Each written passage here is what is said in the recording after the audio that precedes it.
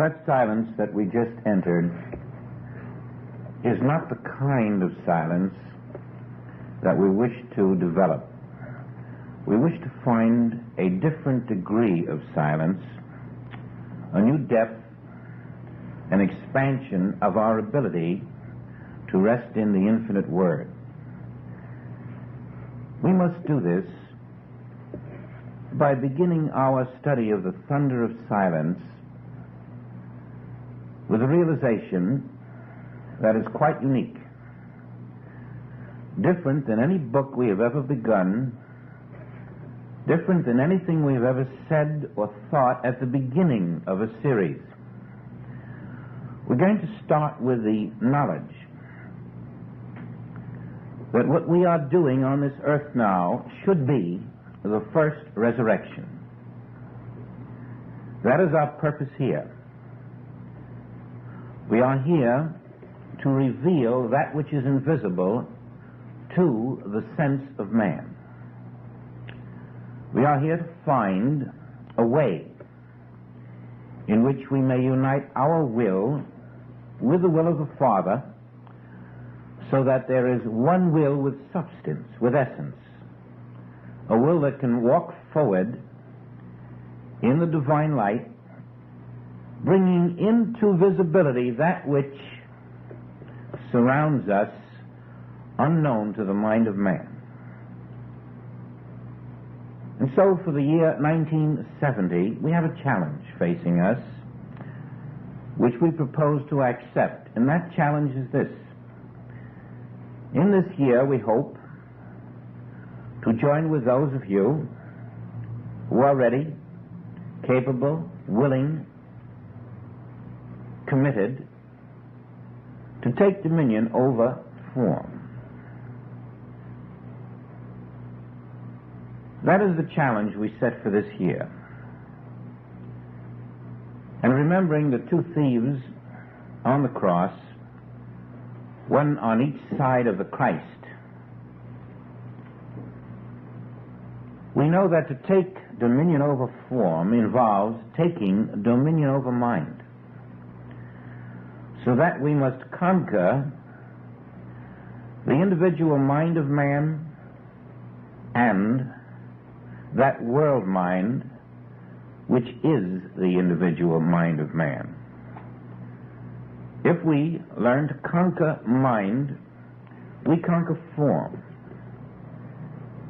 And in the overcoming of both mind and form, we take dominion over the world that is not the Father's kingdom.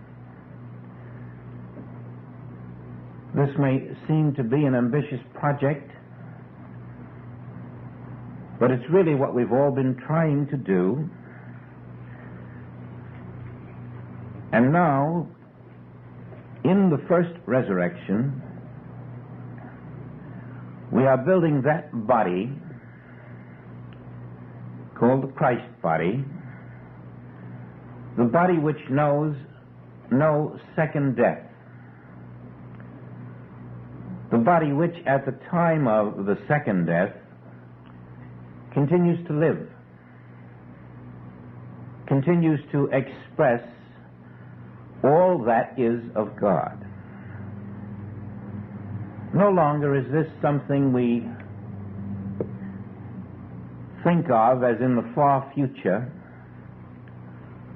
No longer are we going to have a God in the sky, but rather we are going to find the God who is on the earth, the God who is present, the God who is alive, the God who is doing all things now and here, and learn to live in that God, bearing witness to what that God is doing where we stand. And for this we need the silence. For the silence is the womb where truth is born. The silence is the place where we learn to subjugate our human sense of will, our human sense of desire, our human sense of direction, and say, Father, speak. Tell me what you had in mind before the foundations of the world. Not what I will, not what I seek, not what I want, but show me reality. And in this silence, it is our function to express that which is called the finished kingdom.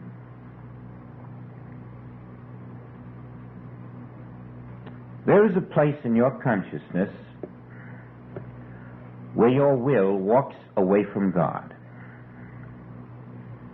And as you do that, you enter a state of separation. In that separation, unconsciously seeking the very thing you have left behind you, and then spending all your time reaching out to find it. This we all know. What we may not realize is this. At this very instant we are dying. Each of us. We die every minute. I don't mean die daily in the sense that we should die to the flesh. I mean that we literally are dying daily, even though we don't want to. Every instant becomes a yesterday. And we give each instant into the past. Finally, there's no more. All of those instants that we have given away into the past mount up and become the final death. We are going to learn how to stop dying. Literally. How not to die. How to live. And how to live beyond the grave. We're going to learn about a place where there is no infirmity, no sin, no lack, no bad health, no sorrow, no hate. We're going to find that place if we are dedicated to one word, truth. And in that dedication, we have one great ally.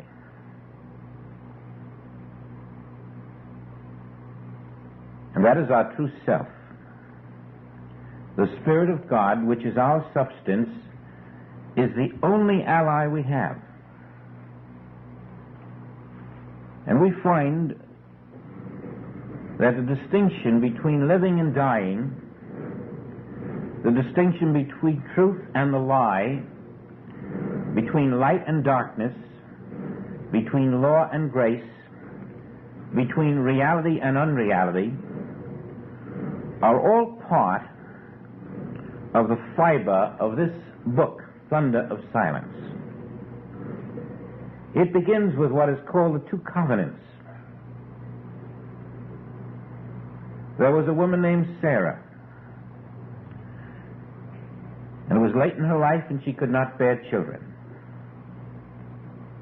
And she said to her husband, Abram, I have a handmaid, a bondmaid, Hagar. Why don't you have a child with her?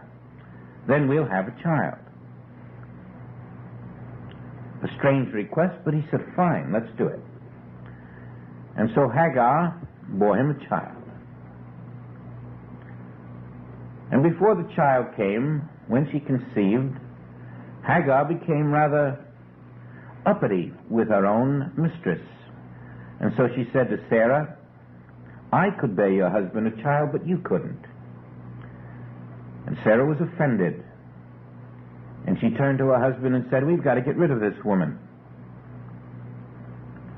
She's getting fresh. She's beginning to take over the house as if she owned it. I want you to send her away. And he said to her, well, the matter is in your hands completely. And so she reprimanded the maid. One word led to another, and the maid did run away. All before she conceived. And on the way an angel met her and told her she would bear a son. But the angel said, the Lord sees what is happening to you, And although your son will not inherit the kingdom, will not inherit the fortune of the master, he will nonetheless receive much in this world. And from his lineage will come other princes. He will be important in the natural world. And so return home. And she did. And she bore Ishmael. And then Ishmael became a wild one, a reckless one, a willful one, a disobedient one, a rouster. Meanwhile, Sarah, who was barren, now conceived and had her own son. And the Bible says she was 90 years old. It says that Abraham, her husband, was 100. And this second son was also fathered by Abraham. His name was Isaac. Now in itself, the story would seem to have no meaning. A man of 90 becoming the father, almost 90, of a bondmaid's son, and then at 100 becoming the father of his wife's son, the wife being 90 years old at the time.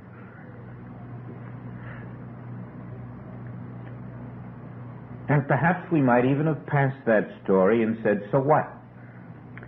It's that Old Testament with the God of wrath and vengeance, the God who isn't even God. But along comes Paul and says, these events represent the two covenants of man. The birth of Ishmael to the bondwoman, fathered by Abraham, and the birth of Isaac to the free woman, his wife, fathered by Abraham again. And Joel thinks so much of Paul's statement that he makes it the beginning of his book. So we have to look at it. We have to find what that means to us.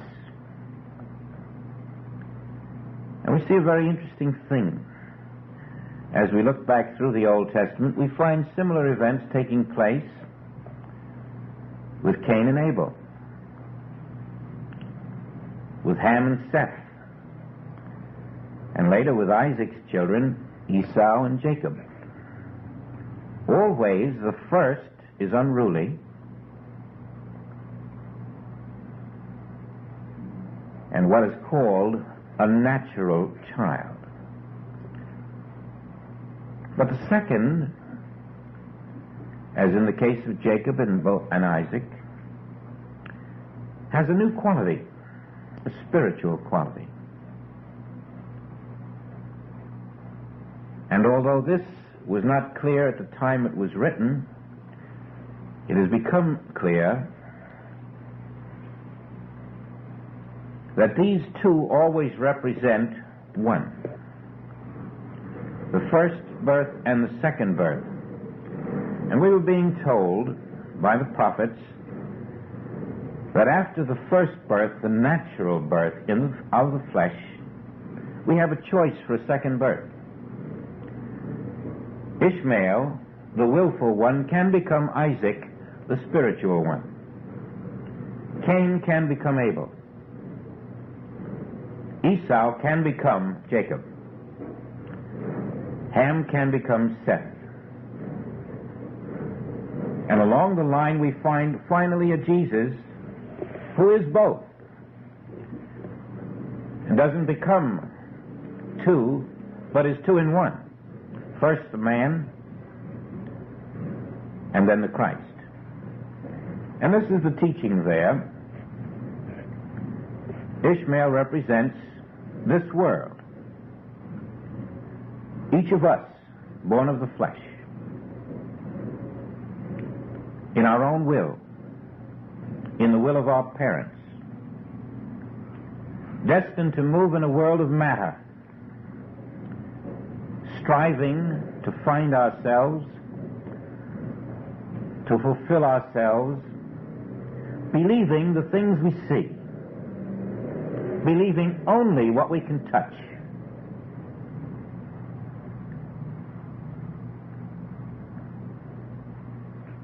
And yet, the second birth is not of the bondwoman, the woman who is a slave. The second birth is of the freeborn. The second birth is the birth of Christ in us. The realization that I am not a material being laboriously developed in a womb. I'm something else. I'm born of the substance of God. I'm more than just a physical form walking the earth. I'm more than a mind. I am a substance that never dies. I am a substance that knows no evil.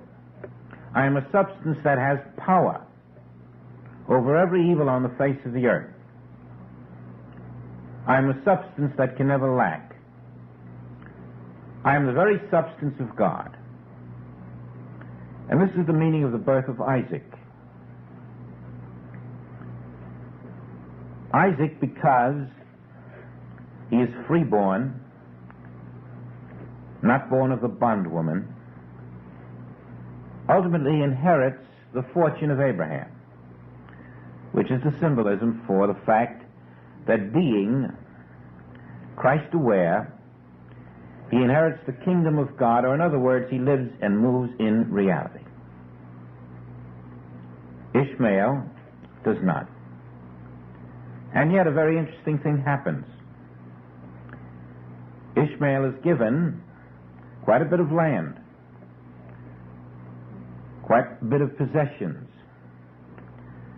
and is given another opportunity to become Christed. And the indication is that everyone on the earth has the opportunity. Nobody is excluded from the opportunity to come into a new state of being as a new creature in Christ. An individual who knows himself to be not that which is born of flesh which must die, but that which is born of spirit which can do nothing but live. And this was the Old Testament way of revealing to us what are called the covenants of the natural man with God and the spiritual man with God. And when you come into the second covenant, the spiritual man with God, you can erase the word covenant, because between God and the spiritual man there is no covenant. They are one. The covenant is when you're in the process of discovering that one. Now, as you look around the world, unless you are very careful, you make the mistake of identifying the forms as material forms. They are to Ishmael, but they are not to Isaac. They are to the man born of the flesh, but they are not to the man born of the spirit. They are not material forms. They only appear to be. They are really world thought. And as we learn to look at these forms, identifying them as world thought, we see why it is said that Jesus did not come to earth to condemn. Whom shall he condemn if all that is here is world thought made visible? Now, if you will pause 1 second, there is something you should know that you may never have heard before. I hope it isn't only a sentence to you. I hope it can lead to the realization of it and the inner confirmation of it within your own soul. It is impossible to live in this world. You cannot do it. There is no life in this world. The world is the appearance of world thought. Life is not in it. Life will never be in it. And no matter how you strive to live in this world, you are wasting time. All you can do is appear in this world. Life is not in the visible world. The visible world is the appearance. And if you are fooled by the appearances, then you think you're living, but you're not, you're dying. You can only live in the invisible kingdom of spirit. And as this realization comes to you, you know why you're told to sow to the spirit, not to the flesh. You cannot live in the flesh because it is a thought appearance. It is not reality. You can only live in the spirit, which is reality. And as you live in the spirit, then that which you experience in the spirit is harvested in the spirit. You never seek your harvest in the flesh. You never seek your harvest in the appearances. You learn that these are only added things. When you're told the fields are already white to harvest, it means in the spirit. And when we come to the realization that life is always in the spirit, we learn to live there. We live there in our consciousness. We are here to live in our consciousness, in the spirit, where the will of the Father in us expresses the fruits of the Spirit as the invisible harvest. And as we experience this invisible harvest, then in the world of appearances, the world will see a happy, healthy, wholesome us. But that isn't our life. That is the projection of world thought about what we are doing in our life. And the reason you must learn this is this. If you live in the appearances, you're in the false life, and when the appearances are over for you, the life is over. But in the first resurrection, you're living not in the appearances, but in the life, as the life. And then when the appearances are over, the life continues to live itself, and you are that life. And so we're here now to become conscious of that life, which is not a form, which is not an appearance, which is not dying, but which is life eternal itself. And to do this, we cannot put our faith in the material possessions of this world. We can accept them as the outer fruits of the inner harvest, but always the harvest must be in the invisible. The moment you start living your life not in the world, but in the invisible, in the reality, in your understanding of the presence of God where you stand, you will discover that a new substance is forming in you. Christ forming in you is the new substance. Now, there are various techniques that are used to live this life of reality as contrasted to the make-believe life of material form in appearances. And when you have not mastered the art of the new kind of silence that we are coming to, then you find that even though your heart is willing, and you give the time and the devotion to the task, you still can fail. You can still put in the hours without the harvest.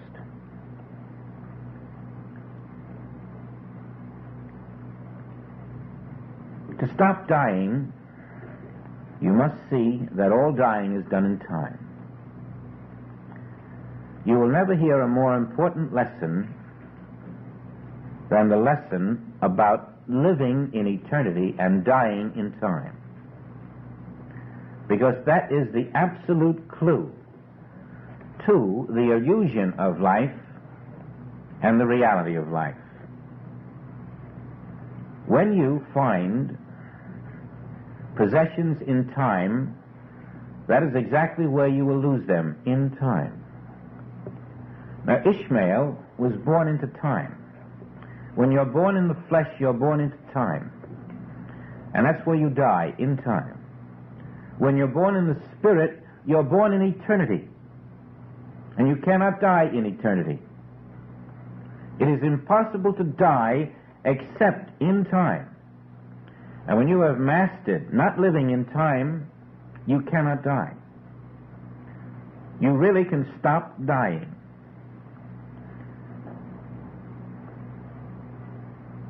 Living in time is the natural endowment of every child born in a mother's womb. It is born in time, it grows up in time, it has its experience in time, and all of these are world-thought forms. Having no relationship to God, no divine law to sustain them, they are the outer appearances, and they die. When Jesus stepped out of time into spirit, it was impossible for death to ever come to his door. And also, it was impossible for those lacks and limitations that occur only in time to touch him.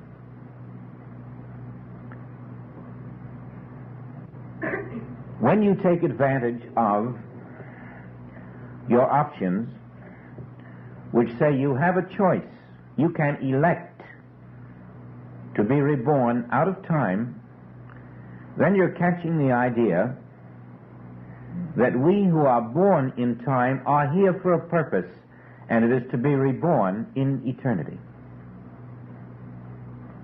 We have never been given that opportunity as clearly as it is given to us when we see the full picture of reality. Born into time, we can elect grace. We can literally decide to accept divinity and be reborn out of time.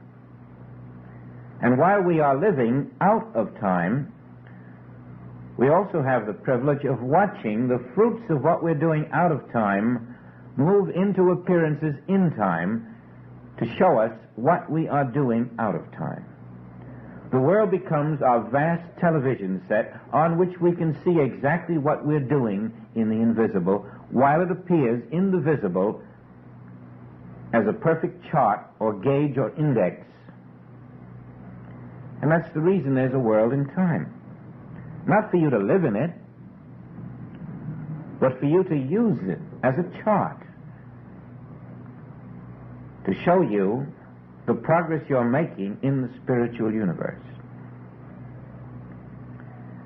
Now, the silence you have known has been a silence in time.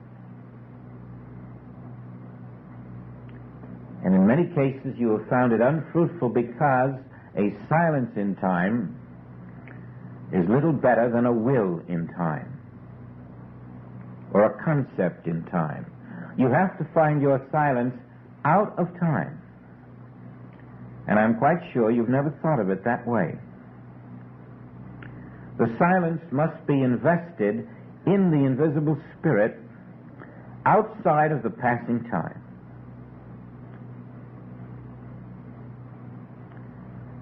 If you were to go duck hunting and shoot 10 ducks and then go out to collect them and found out that they were just shadows, and then if you were to do this over and over again, you'd finally say, what's the point? If you were to knit a sweater and found that there was no wool in the needles, you would stop knitting. And as we wouldn't hunt ducks if they were shadows, or knit without wool in our needles, we must learn not to meditate, not to enter the silence, unless we're entering the silence where the silence has substance, or else we merely sit there. Now your silence must be not the silence in which there is no sound.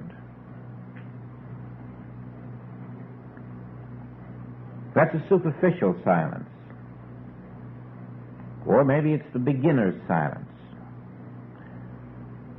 You must have the word infinity involved in your silence. It must be an infinite silence in the eternal now. And to give you a further feeling for that, let us see that God, Spirit, is the only existence. Wherever you are, God is.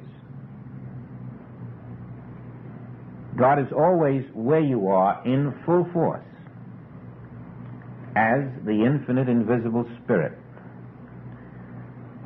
And that infinite invisible Spirit, being where you are, if you're not willing to take one more step, it's not going to do you any good. And this step is hardly the step for a beginner. It's not the step for someone who just picked up a book and is looking at the first chapter and has had no background. This is the step for you, though.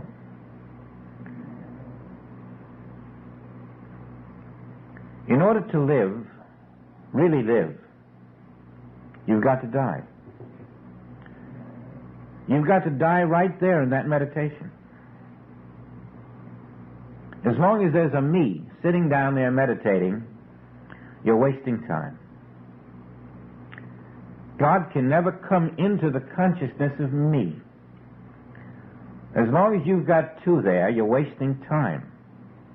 And you're in time. Me is always in time, and God is always in eternity, and they cannot meet. And the minute you step out of time, there's no me anymore. Me must die. When you realize that me must die,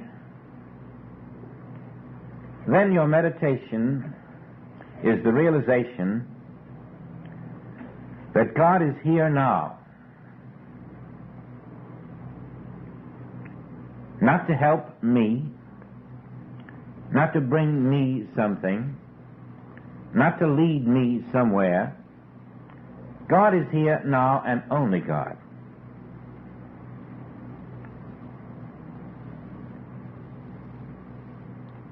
And when you have reached the place where that is your meditation,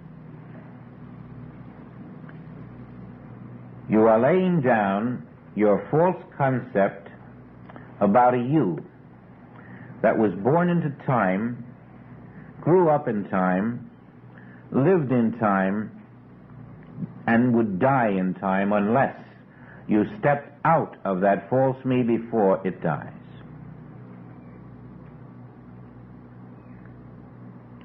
All of this is the meaning of the two covenants, of the two births, Ishmael and Isaac.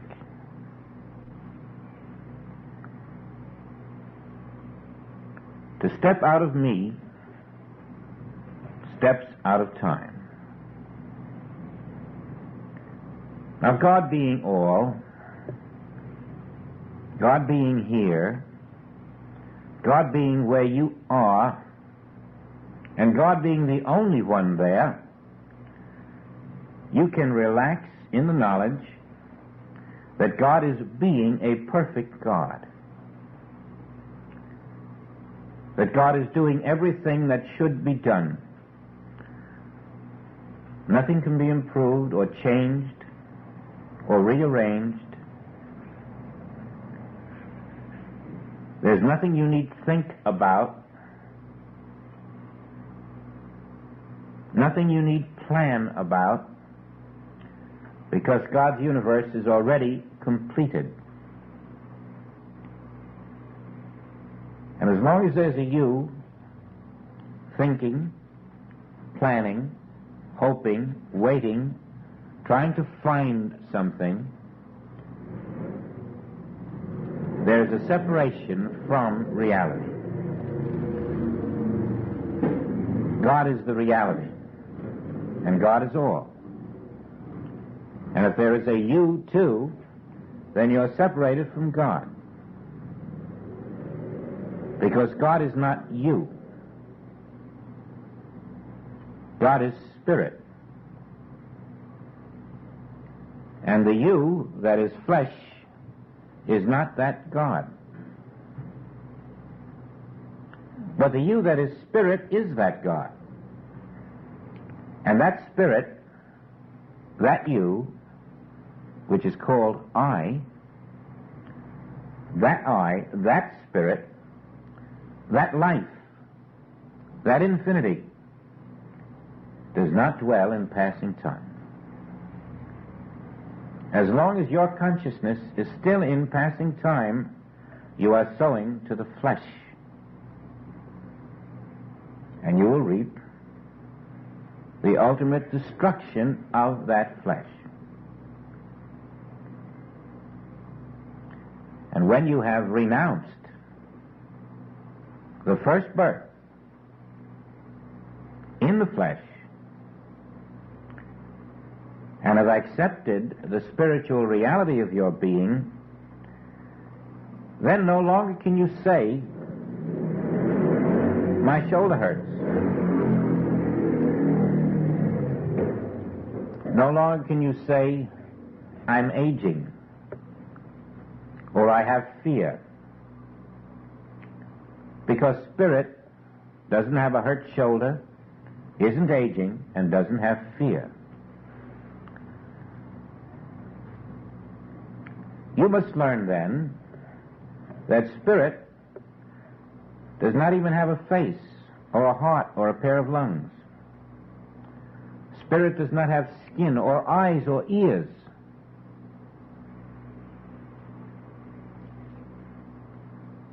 The death of me is total. And it is not the kind of death in which you take a gun and remove the body, because that death wouldn't be enough. That death would satisfy nothing. That's the lower thief. The higher thief is the mind. It must be the death of that consciousness which is separated from God. That consciousness must die. And when that consciousness dies, then there is a newborn consciousness of spirit. And that spiritual consciousness will feed what you have called your form. It'll still be there. Your dying daily is to the consciousness, not to the form alone.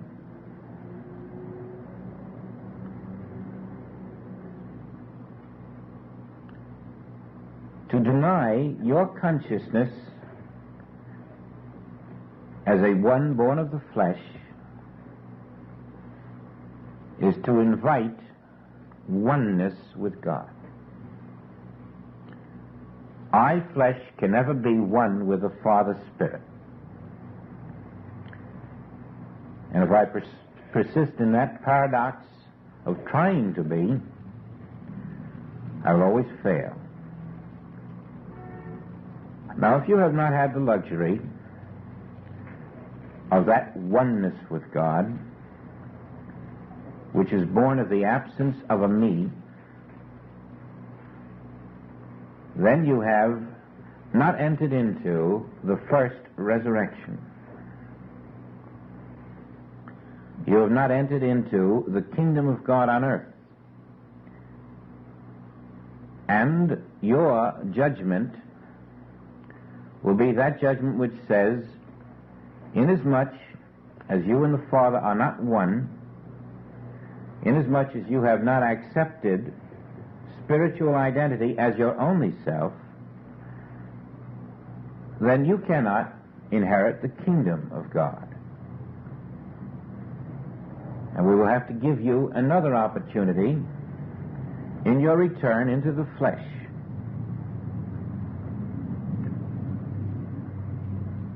But if you have caught the meaning of now are we the sons of God, then you will find that your consciousness is not living in this passing time, but is living in the eternal now, and this becomes the source of the Word of truth that opens up and feeds your complete experience in the outer appearing world.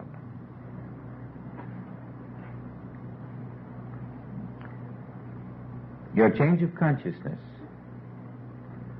from the belief that you exist as a mortal to the knowledge that you can only live in the invisible spiritual universe is the only way you can come into that life which is eternal and stop dying. Now let's see what the infinite silence really means.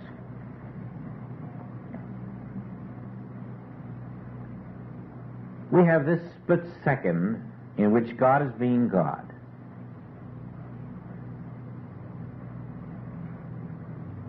You must be conscious that everywhere on this earth at this moment, everywhere off this earth at this moment, God is being God. And only God is being. Now, in this second alone, all of God is functioning everywhere. And when you're silent with that, you're in an infinite silence,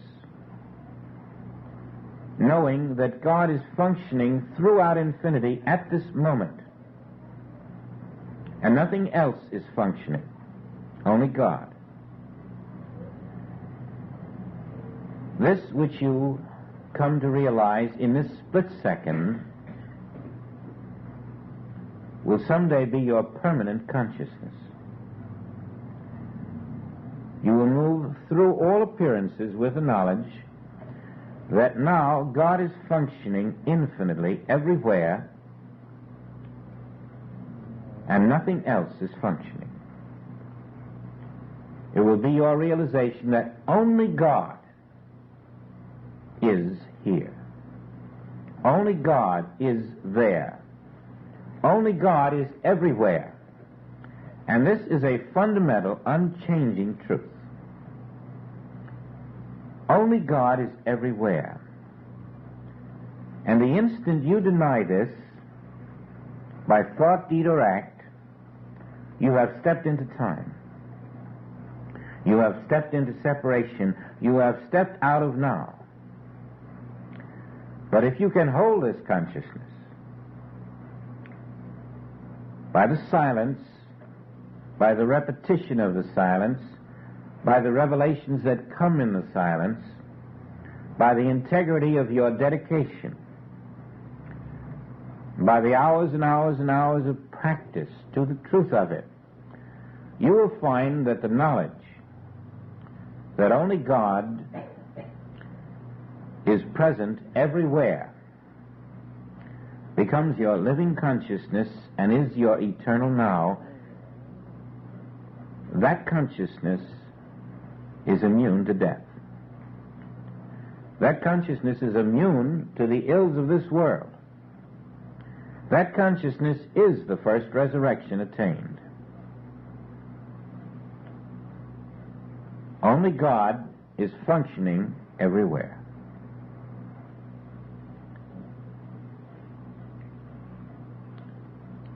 I and that God are one.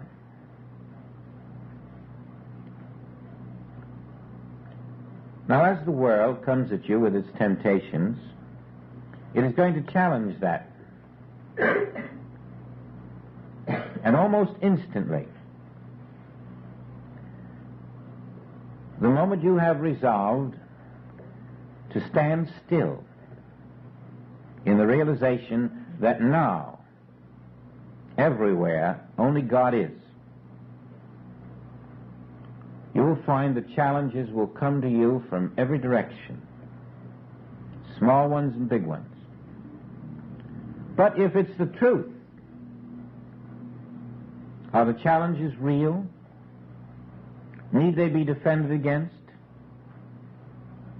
If God is the only presence on this earth now, against whom are you facing challenges? Against illusions. If God is the only presence on this earth, where is sickness? Where is limitation? Where is evil? Where is crime? Where is arson? Where is rape? Where is war? They are all the temptations to make you believe that God is not the only presence on this earth now. But who is it in you that believes these things?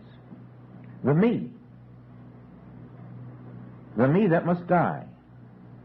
Because as long as that me is there, you will take the challenge and you will try to react to it.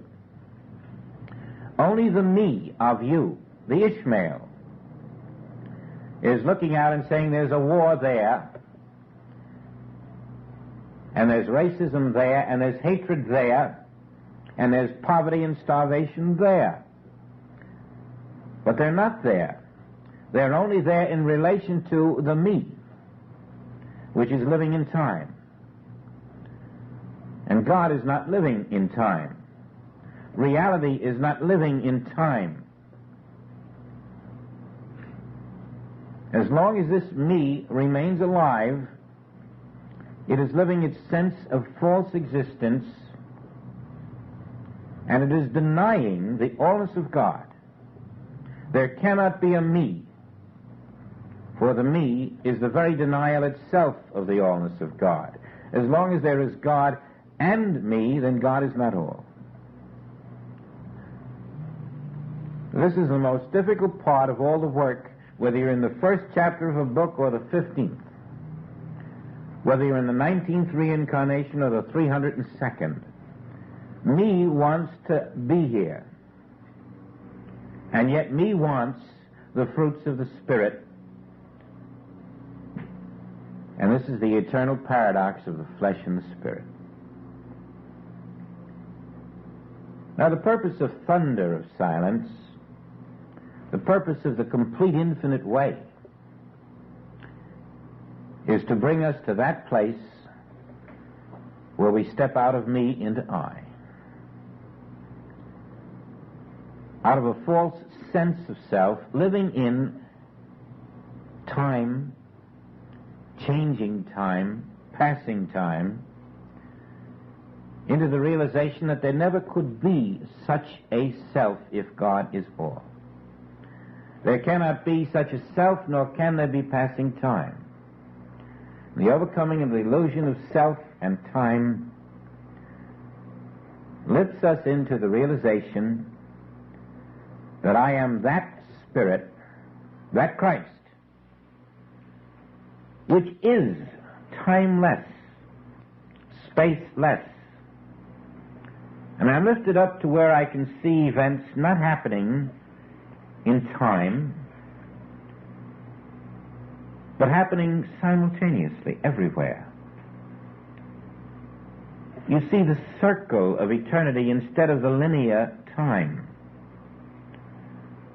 You see the simultaneity of life, the oneness of life now in a now that never becomes less than now.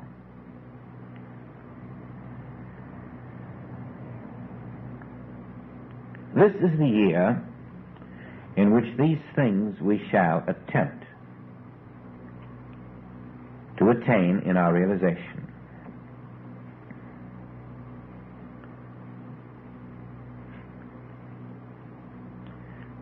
Let's end the first part of this talk with the word now in your consciousness, and see that now for you is different than it is for the world. To the world, now means this day, this date, this hour, this minute, this second. And to you now will begin to mean all that God is now. All that God is doing everywhere now. All that God will ever be 5 million years from now, God is now. You are looking at a now which is really the infinite universe, because it will never be any different than it is this moment. That's the now which our consciousness must live in. All of God's infinite being is being that now. And because I am the very substance of God, all that God's infinite being is being now, I must be. And so there's no need, unfulfilled, there's nothing I lack. My harvest is total, completed. All I need to do is stand in that consciousness and behold God functioning in His sequence as all that God is and all that God knows is necessary moves into the visible universe of man. Now I'm living, and I behold the fruits of my life in the world of time-space. I'm not living in time-space. There I behold the fruits of the life that I am living in God. And the life that I am living in God is the life eternal.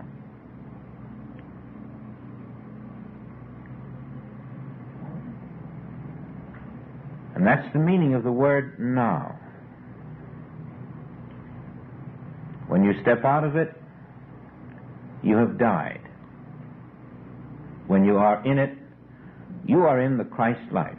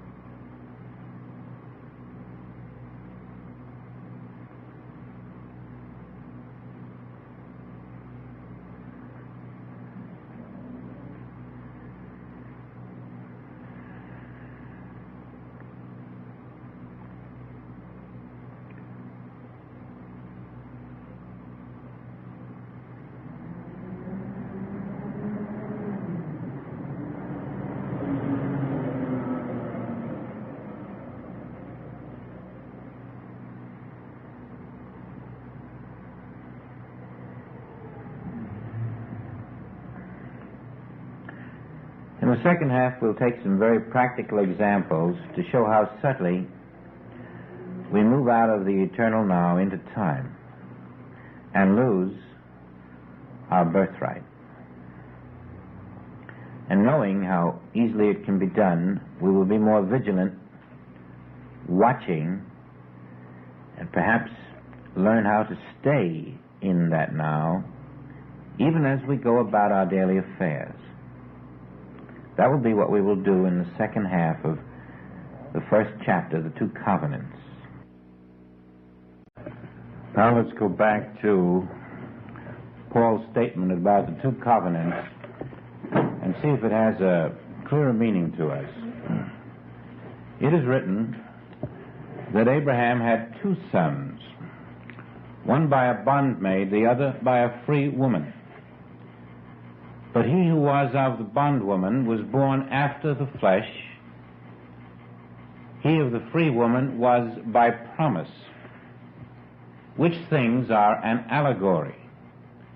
For these are the two covenants, the one from Mount Sinai, which gendereth to bondage, which is Agar, but Jerusalem, which is above, is free, which is the mother of us all.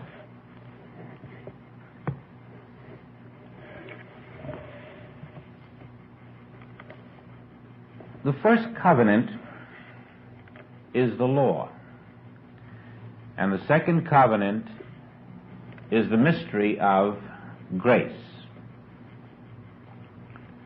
Now, when we are told that we were taken into law by Moses and from law to grace by Jesus, it meant we were taken into karmic law. In other words, the first birth after the flesh is birth into karmic law. And the entire New Testament, which is allegedly about God, is not about God at all. What man has thought was God in the Old Testament is karmic law. It's the statement that if you do this, such and such will happen to you. That God's wrath and vengeance will catch up to you. That God punishes and rewards. And God doesn't do any of those things. What was being revealed to the world was the law of karma. But man called it God.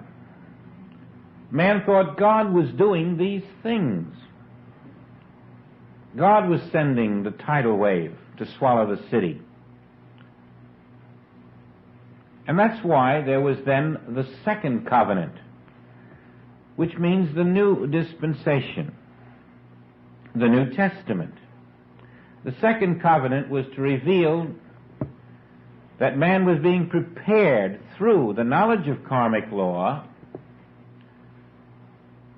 to come out of it into the truth, the kingdom of God on earth. And so Moses did his job, the prophets did their job, and you must look back and see how low the consciousness of man must have been in those days if they couldn't be told the simple truth.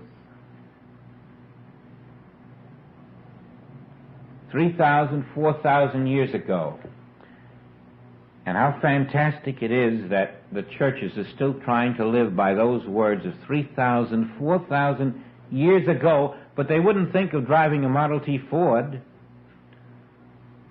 just 30 or 40 years ago.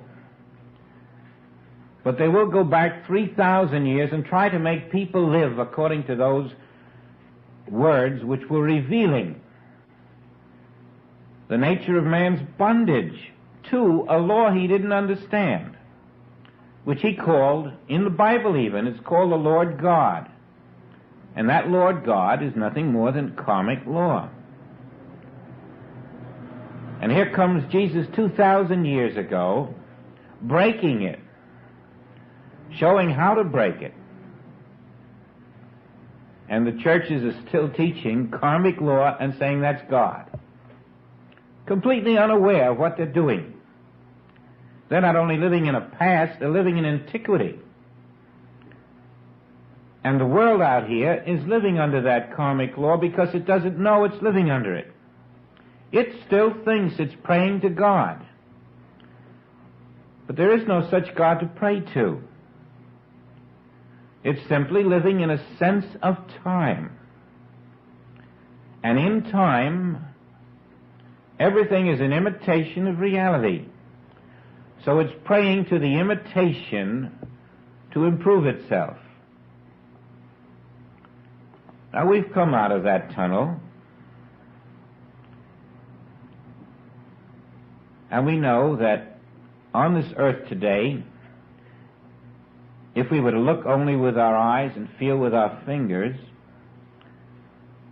we would have to believe as the rest of the world believes, that all of these terrible things are happening around us, and that if we're lucky, we might live another 20 or 30 years. But that isn't the case at all.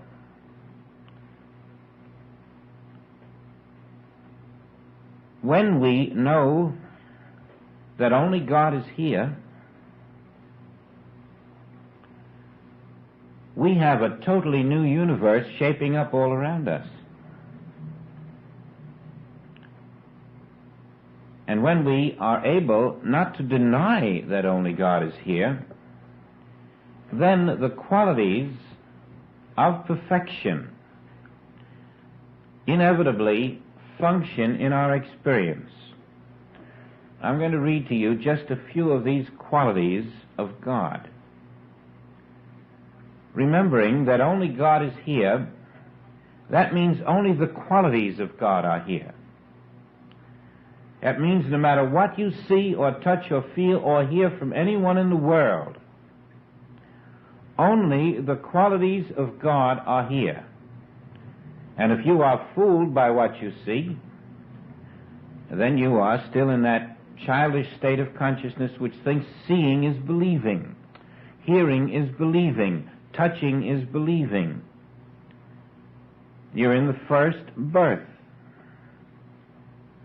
But if you've come even a degree out of the first birth, you know that spirit being invisible, its qualities must be invisible.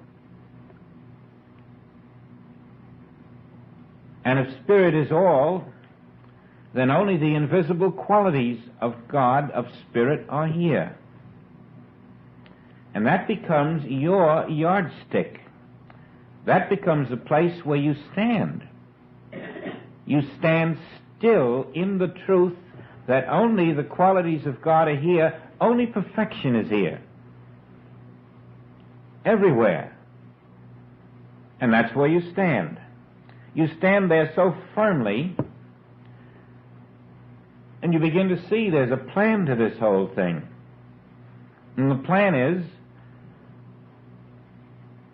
for the invisible qualities of God, which are here, to come only through the consciousness which knows they're here, and which, although it cannot see them, develops a different kind of faith than the world knows. Not a faith in God. The world believes in God, but that hasn't stopped any problems.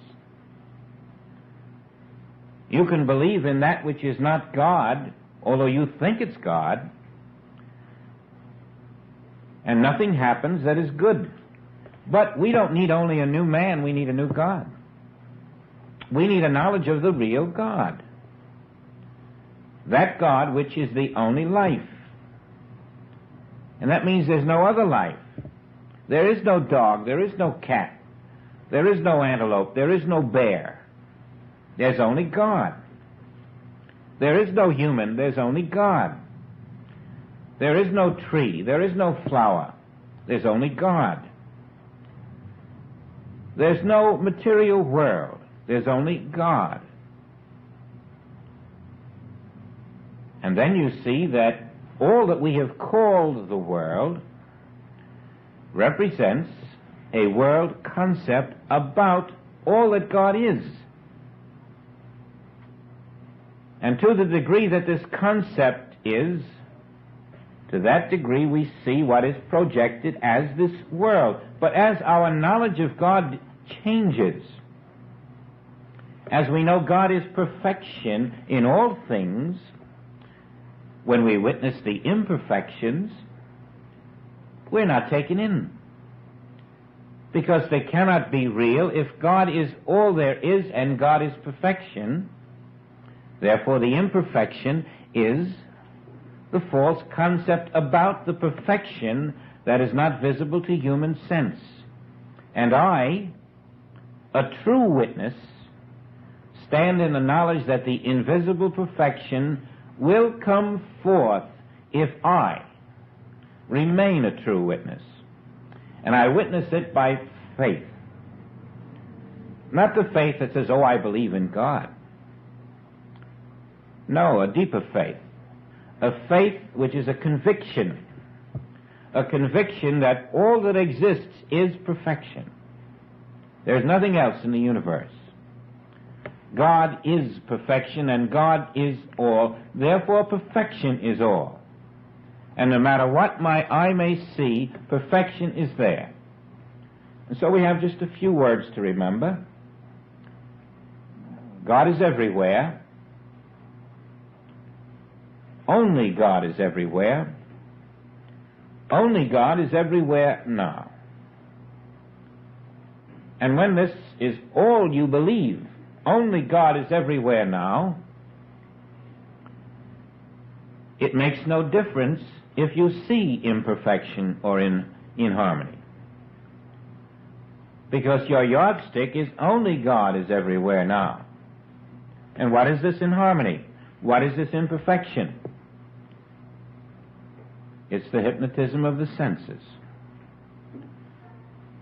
Is it practical? It's all that is practical. Nothing else is. And so if someone is dying right now, are they? Are they dying? If God is all that is, and God is here, and only God is here now, who is dying? Who is sick? And are we only playing with words, or are we in the truth? So let's take a practical case in your own life. Your principle is, only God is everywhere now. That's 5 words. That's your undying principle. Only God is everywhere now. And you can apply it against any problem in your life. It doesn't matter what it is.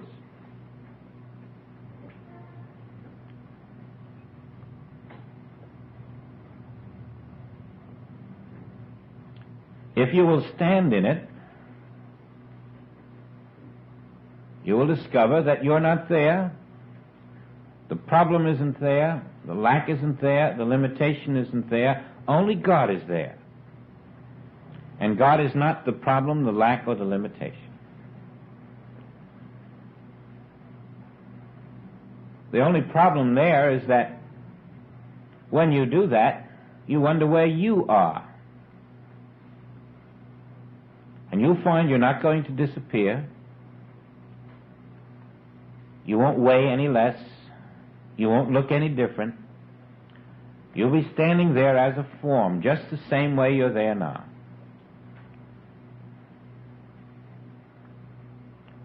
But you'll be free of that which was called your problem.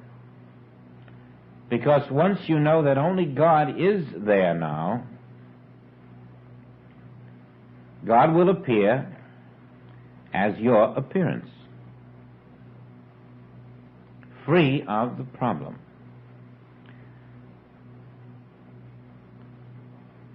If it is this simple, why has it not been done before? Well, it has been done. Joel Goldsmith spent some 74 years on earth, more than 30 of which he was doing just that.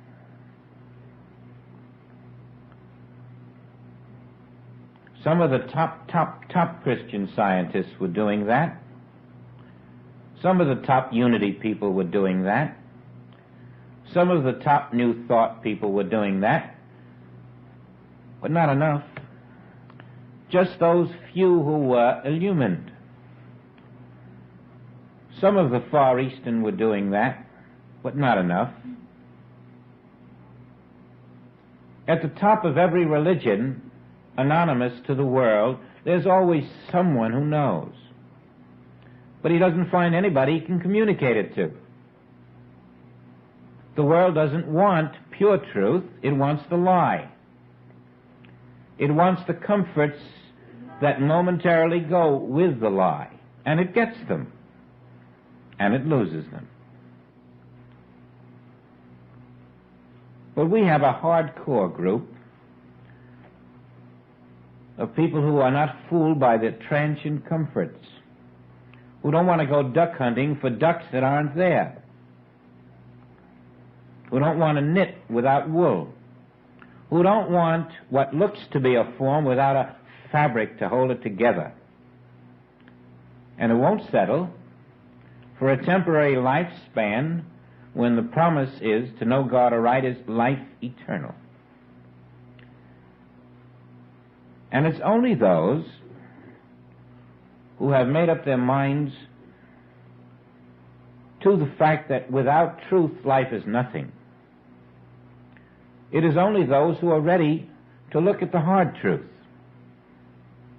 And you know this is not a soft truth. We are taking the Master's instruction and we're crucifying the false sense of self.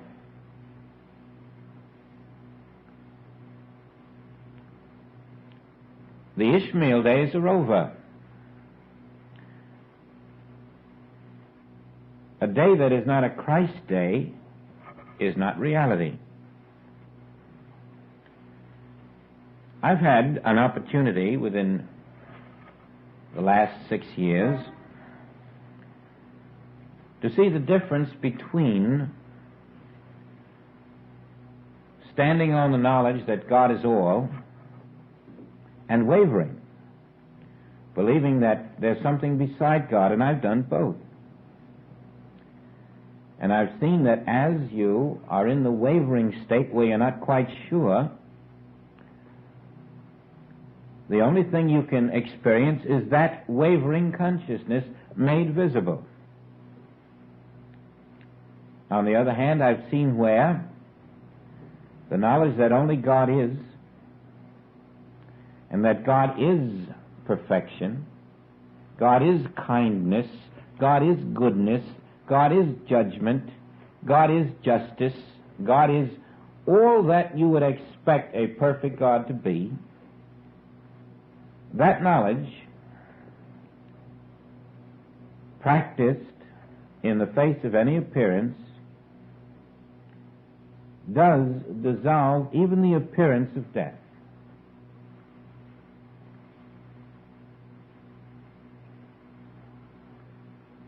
It dissolves viruses. It dissolves fears. It dissolves pains. It dissolves everything that is unlike God. I imagine if we had enough time, it would even grow a foot back.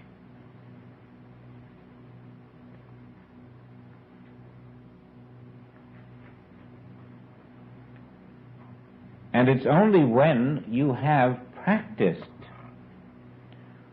looking at this thing that obstructs you in some way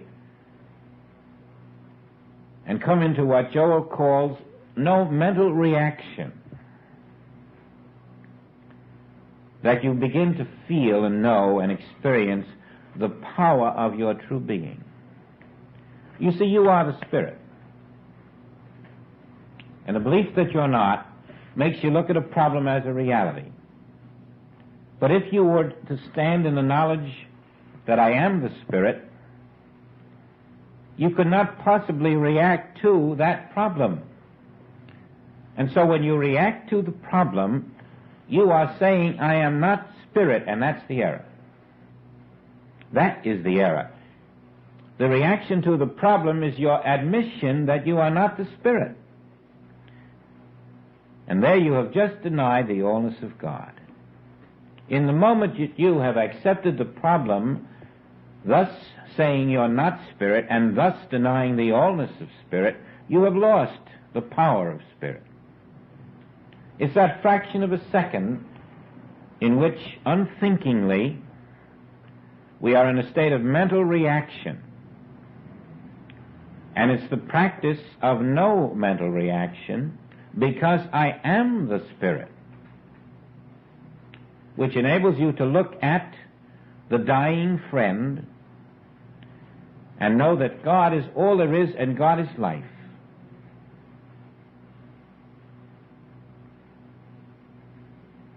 And not to react to the appearance of dying. Then comes a little mind that peeks around the corner and it says, but don't people die?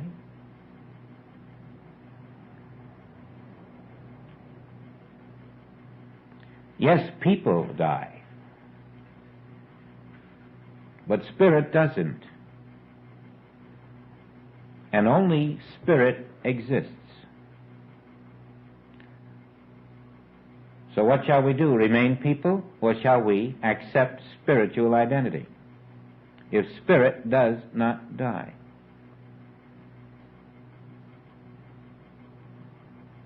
Now everything that leads to death is automatically excluded from your experience as spirit.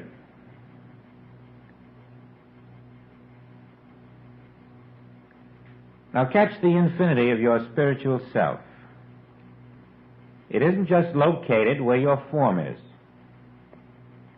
It isn't in that second of passing time where you are standing or sitting. Your spirit is the infinite spirit. That means it is now everywhere in the universe. It is eternal spirit.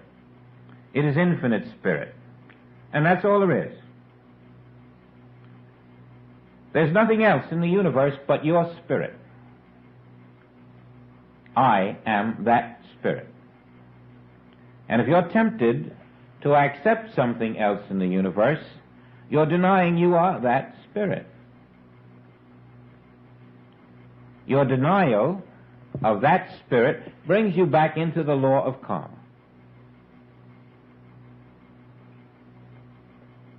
Your integrity to that spiritual self that you are removes you from the law of karma. And as you practice that integrity again and again, you find that all of the power of spirit is in you. And the false claims against you have been making a claim only against your false consciousness, never against your spiritual self. Because you have not exercised your spiritual authority, your spiritual identity, you have accepted the false claims which exist only in your separation from your own spiritual identity. Now, where's God in all this? Do you see you have a new God? My spirit is God, and there is no other God on this earth or anywhere else. My spirit is God. Your spirit is God. God is the only spirit, and God is the only life. And this is the new God, which is the only God there ever was. This is the God of Jesus. This is the God of Moses. This is the God of the prophets. This is the God of Buddha and Krishna and Lao Tzu. Why? Because each of these individuals is the spirit which is that God, which you and I are, but have not known ourselves to be.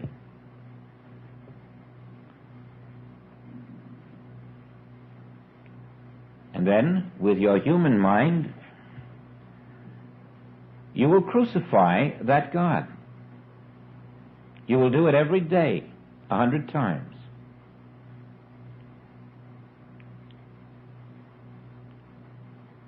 Always the two thieves will crucify the Christ. But in spiritual illumination, the Christ will take the two thieves into paradise. In spiritual illumination, instead of crucifying the Christ will crucify the unreality. Now, Joel calls his book 3 different sections: from darkness to light, from humanhood to immortality. Not by attaining it, but by exercising it, for that is the reality already. From unreality to reality, not by attaining it, but by accepting that only reality can possibly exist right now. From law to grace, and the law is karmic law, cause and effect. In grace, in reality, there is no cause and effect, because all cause is God, all cause is spirit, and cause and effect are one and the same in spirit.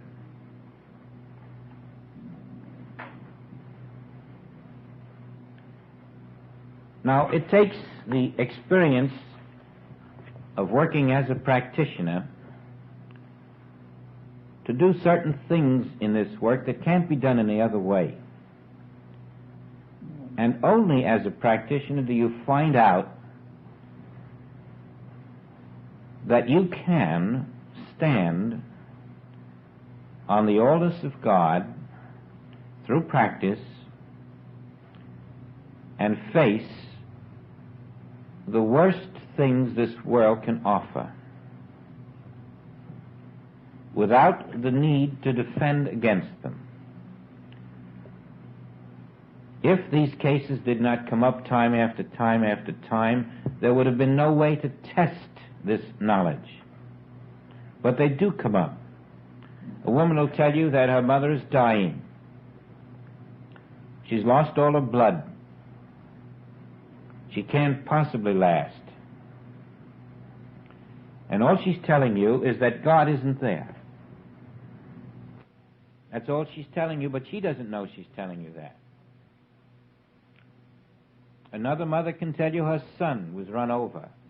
He's dying. Another one can tell you, my husband has cancer. He's dying. All they're telling you is God is not there, there, and there.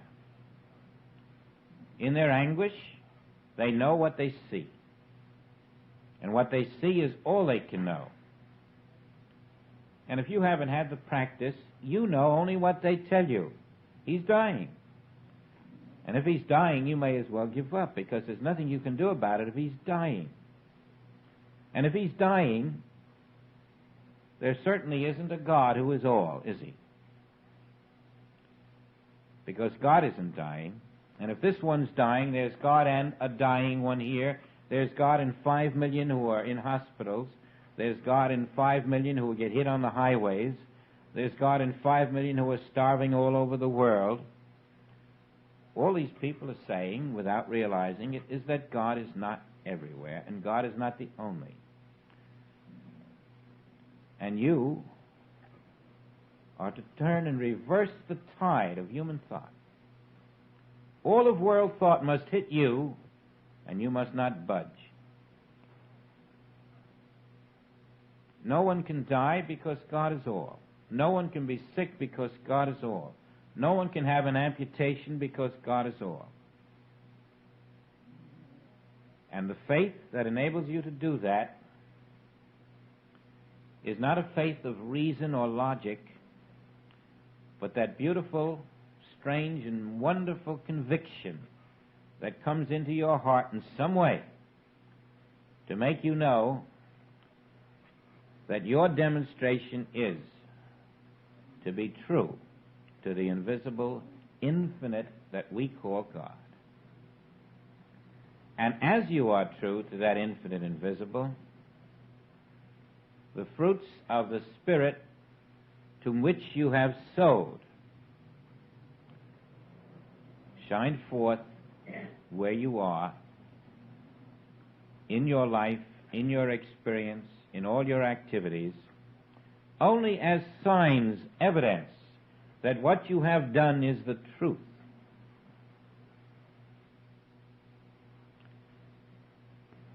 Now, this is emphasized because The sense mind of each of us always reacts to every appearance before we get a chance to stand there in the realization of truth without reaction. And so we keep signing away our real life, giving it to time so that it can die in time. From my brief experience, it not only is possible, but it's inevitable that we all come to the place where we can observe any infringement that appears in our human experience with the unmoving consciousness that there, invisibly, is harmony, perfection, wholeness, purity, truth, reality, life uninterrupted by that mirage called the physical appearance. And when you can practice that sufficiently, you will find your finances, your health, your bills, your relationships, your achievements, your fulfillments, and your absence of fear and doubt and worry will all appear as part of the fruits of your ability with that new kind of faith to accept the only God there ever was, perfect being everywhere. There is nothing in the world that can prevent you from proving this, if you have decided you will. And by that I mean there's nothing for you to do in the face of an evil. Nothing to do. Nothing to do in the face of 10 simultaneous evils, except to look at them, having practiced enough of the silence that you can stand there and say to yourself, only God is everywhere now. And then let that be your sword, your pistol, your cannon, your nuclear weapons, and do nothing else. Nothing else. And you will discover the power is in you the moment you have reached that place. It will grow oranges on a tree. It will grow green grass on a lawn. It will change a plant that is dying to one that is living. It will put smiles where there are frowns. It will remove wrinkles. It will remove pain. It will bring what the name Isaac meant in this second covenant. It means leaping with joy. Leaping with joy at the new birth. And the new birth is that realization that I am truly the living child of God. And all of the power of God is truly part of my being. And no one on the earth can take it away, because there is no one on the earth except the Spirit of God itself. Of course, it's easy to say these things. I have trouble working them out, but I do find that as I work them out and work them out and work them out again, there does come a place where even you get amazed at the power of the infinite invisible that flows through you. And you realize there never was a physical you. The illusion has been so great that we have accepted the form as ourselves. And finally, when you see the power of the life where the form is, you realize that I have never lived in this world at all. I only thought I did. The only place I can live is in life. And life is not a visible form. Life is an invisible presence that the world calls God. Only there can you live. And only when you live there are you in life eternal.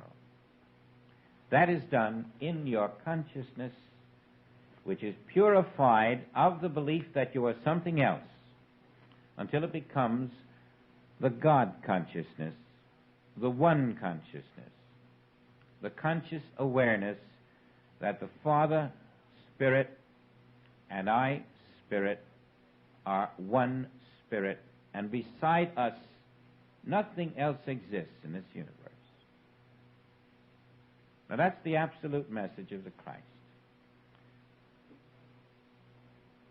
We wished it stated explicitly in this first chapter because I want you to measure everything said in this book against the truth, so that everything said in the book doesn't come to you as a newness, but rather as a reinforcement of the truth that is in you now. So that this truth in you, reinforced by every word that Joel gives us,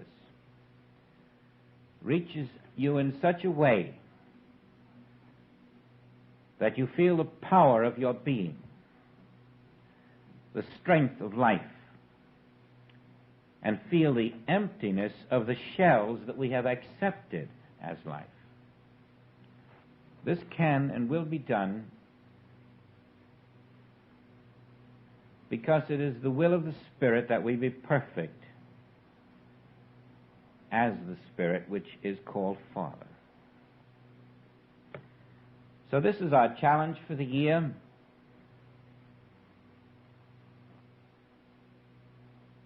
And I expect to be here to work with anyone who wishes to be worked with to help meet that challenge. We're going to succeed together. But we're only going to succeed for one reason. Because it is already the truth now. We're not going to make it the truth. It is the truth of being now. And as we lose our false beliefs, the truth of being now will be that truth realized, experienced, practiced, lived in. And the fruits of that truth are the fruits of the Spirit. These are the things that God is. And you can add to your list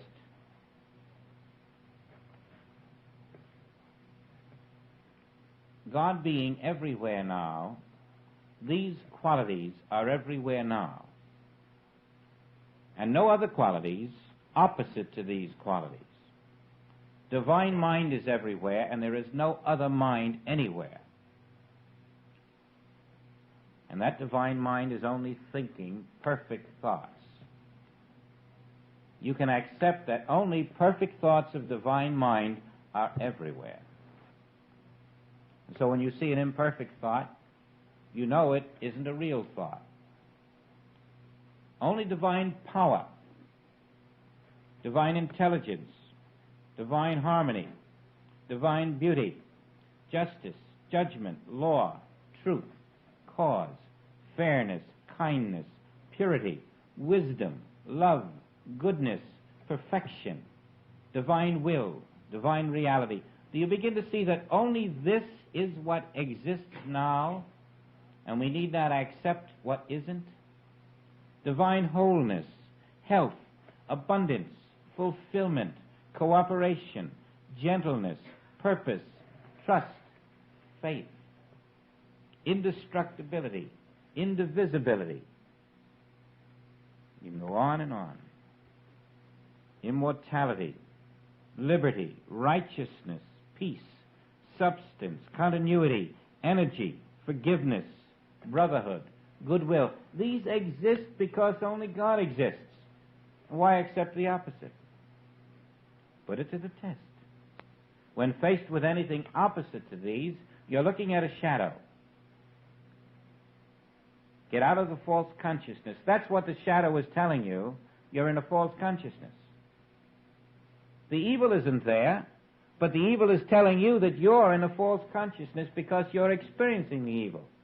And now you see why the evil must be there.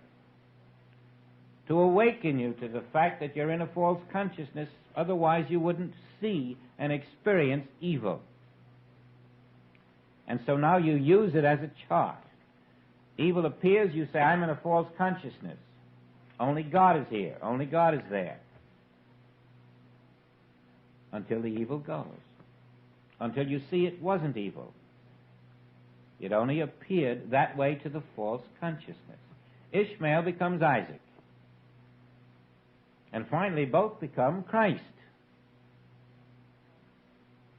But Christ is the now reality of being. And so with the story, with the allegory completed, we can put it in the past and forget it. We can forget Hagar, the bondwoman. We can forget Sarah, the freeborn wife.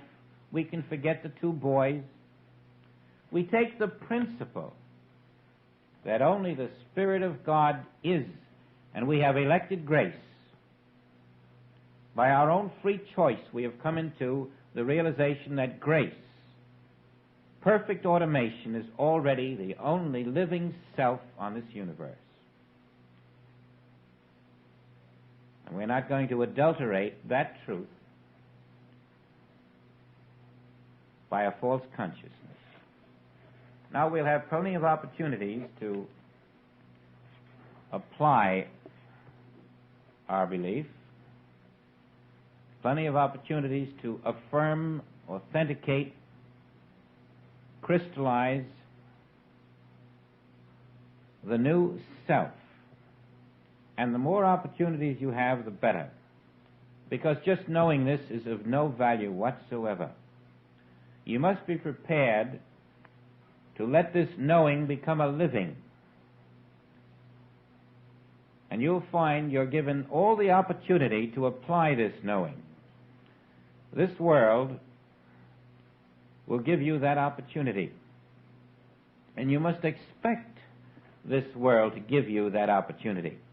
That's why this world is here, so that the grace of God can be made manifest, so that the wisdom of God can be made manifest, so that the fruits of God's presence can be made manifest, until you know that every time you stand in the knowledge that only God is, something is going to change in that outer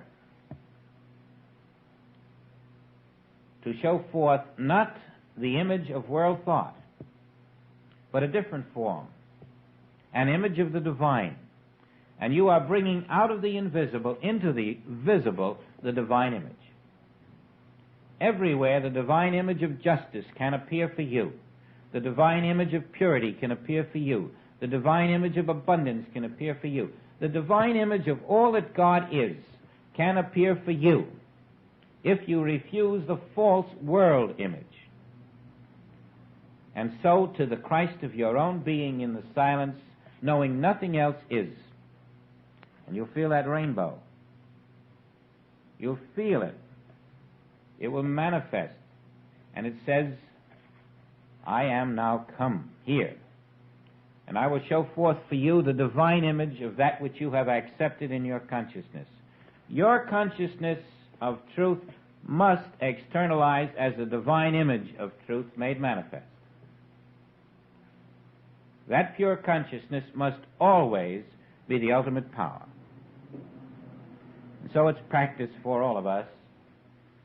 And in these 18 or 19 more weeks, we'll see how Joel reinforces this desire in us and enables us to come face to face with the invisible reality that shows forth as the divine image and likeness of God on earth.